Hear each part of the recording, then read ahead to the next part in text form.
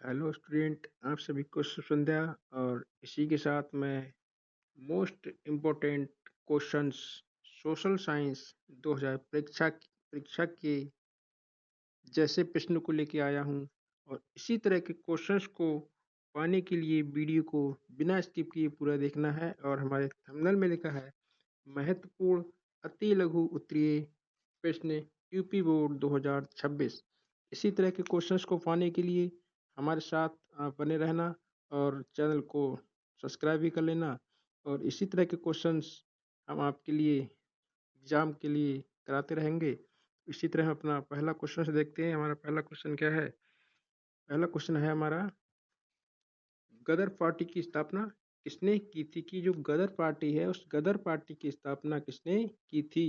अगर हम गदर पार्टी की स्थापना की बात करें कि गदर पार्टी की स्थापना किसने की थी, तो उसका सही आंसर हो जाएगा लाला हरदयाल। तो हम कह सकते हैं कि लाला हरदयाल ने गदर पार्टी की स्थापना की थी।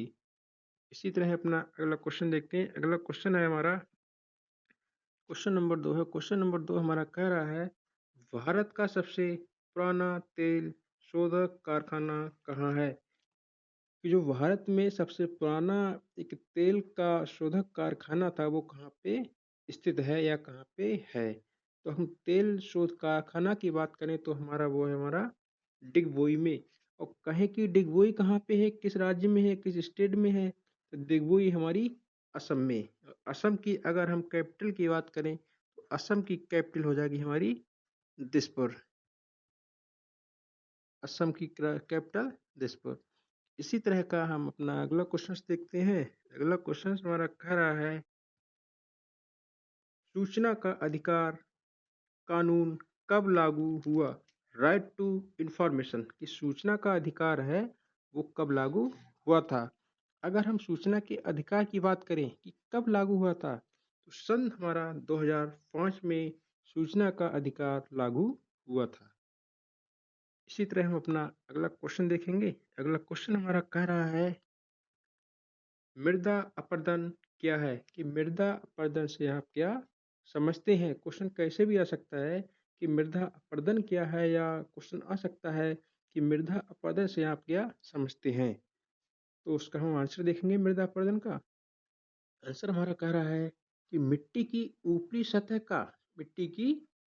सतह का प्राकृतिक या मानवीय कारणों से बह जाना या उड़ जाना ही मृदा अपरदन कहलाता है।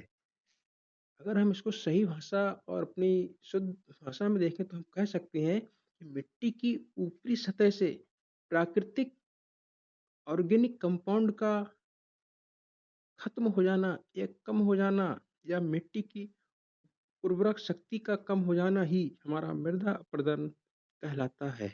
इसी तरह हम अपना अगला क्वेश्चन देखेंगे। अगला क्वेश्चन हमारा कह रहा है, साक्षरता दर से आप क्या समझते हैं? या साक्षरता दर से आप क्या समझते हैं?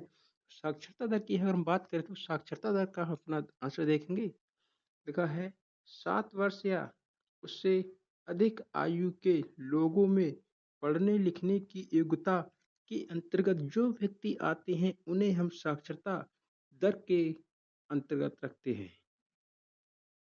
इसी तरह हम अपना अगला क्वेश्चन देखेंगे। अगला क्वेश्चन है हमारा, अगला क्वेश्चन कह रहा है, चिपको आंदोलन के प्रणेता कौन है? दूसरी तरह से हम देखें तो हम कह सकते हैं कि चिपको आंदोलन की सबसे ज्यादा भूमिका किसकी रही थी? तो अगर हम चिपको आंदोलन की बात करें तो चिपको आंदोलन के प्रणेता सुंदरलाल भोगड़ा को कहा जाता है। और सुंदरलाल भोगड़ा ने पेड़ों की कटाई को रोकने के लिए पेड़ों से ये चिपक गए थे, इसीलिए उस आंदोलन का नाम रखा गया है चिपको आंदोलन। चिपको आंदोलन ऐसे ही नाम नहीं रखा गया है। जब पेड़ों की कटाई हो रही थी तो सुंदरलाल भोगड़ा ने पेड़ों को रोकने के लिए पेड़ों से चिपक गए थे कि पेड़ों को न काटा जाए। अगर पेड़ों को काटा जाएगा तो हमारा वातावरण पर प्रभाव पड़ेगा। और वनों की कटाई को इनने रोका, और वनों की कटाई को रोका, उसी एक आंदोलन चला। उसी आंदोलन का नाम रखा चिपको आंदोलन। सीधे सीधे हम समझ सकते हैं कि चिपको आंदोलन नाम क्यों रखा गया? क्योंकि जो सुंदरलाल भगोड़ा थे वो पेड़ों की कटाई को रोकने के लिए पेड़ों से चिपक गए थे। इसीलिए उस आंदोलन का नाम रखा गया था चिपको आंदोलन। इसी तरह हम अपना अगला क्वेश्चन देखते हैं। हमारा अगला क्वेश्चन कह रहा है, भारत में करेंसी नोट कौन जारी करता है? करेंसी नोट की बात करें तो हमारे यहाँ पैसों की बात चल रही है कि भारत में जो करेंसी नोट हैं वो जारी कौन करता है। अगर हम भारत में नोटों की बात करें तो आरबीआई भारतीय रिजर्व बैंक के द्वारा नोटों की करेंसी को जारी किया जाता है। इसी तरह अपना अगला क्वेश्चन देखेंगे। अगला क्वेश्चन हमारा कह रहा है, रेशम मार्ग से क्या व्यापार होता है? जो रेशम मार्ग है उससे क्या व्यापार होता है? तो उसका आंसर हो जाएगा हमारा, मुख्य रूप से चीन से रेशम और अन्य कीमती सामानों का उपयोग ही रेशम मार्ग के रूप में किया जाता है। इसी तरह हम अपना अगला क्वेश्चन देखेंगे। अगला क्वेश्चन